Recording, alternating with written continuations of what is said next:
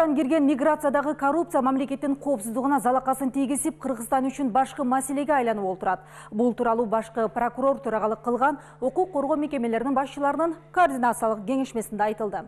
Сырткы миграция маселесине көзөмөл кылган мекемелер бири-бири менен тыгыз иштебейт. Андыктан иш дагы солгун жүрүүдө. Жемкорлуктун бул түрүн бөгөттөөнүн жолу барбы? Канат Каниметов кененирээк. Сырттан кирген миграцияга көзөмөлдү күчөткөн мезгил эми келди окшойт. Аны азыр кылбаса эртең кеч болуп калышы мүмкүн.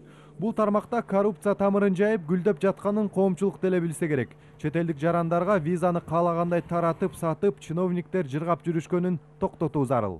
Только за 9 месяцев текущего 2015 года 2015 жылдын 9 айынын ичинде эле мыйзамсыз миграцияны уюштуруу боюнча 27 факт аныкталды. Мыйзам бузган 3000 чет элдик жаран аныкталып, анын 200-ü Кыргызстандан чыгарылды. Алар кыргыз мыйзамын тебелеп, мыйзамдагы көптөгөн кемчиликтерди колдонушат. Выявлено почти 3000 иностранных граждан, из которых 200 граждан выдворены за пределы республики. Каждое ведомство очень разрозненно работает только в рамках своих полномочий. Ар бир мекеме өзүнүн ыйгарым укугунан чыкпай жатат. Башкаларда эмне болуп жатты экен деген кызматташуу жок. Муну биз жөнгө салып, жагдайды оңдобосок, проблеманы чече албайбыз. Но не решим. Чет элдик жаран Кыргызстанга келип тынч жашай берсе, эч ким ага тийишпейт. Мамлекеттик органдар деле аларды артынан түшүп көзөмөлдөбөйт экен. Ведомстволор аралык кызматташуу, маалымат алмашуу да такыр эле жок. Мындайды токтотуш керек дешти кеңешмеде.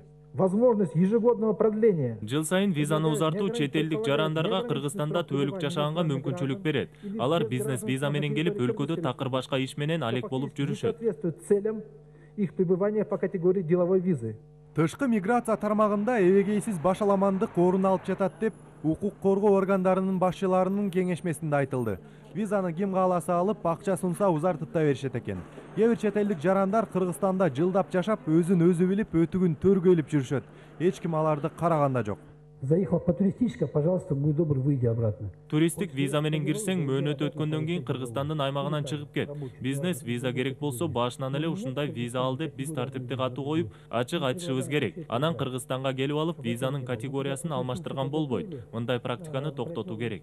Но еще очень важно, мне представляется, действительно осуществление контроля за порядком пребывания. Чет элдик жарандарды көзөмөлдөө аябагандай маанилүү. Мамлекеттик миграция боюнча атайын орган түзүлсө, чет элдик жарандардын бул жактагы ишмердүүлүгүнө көзөмөл кылуу жагын ошол органга жүктөш керек. На эту службу нужно возложить как раз вопросы контроля за пребыванием, потому что это все-таки центральный орган правительственный.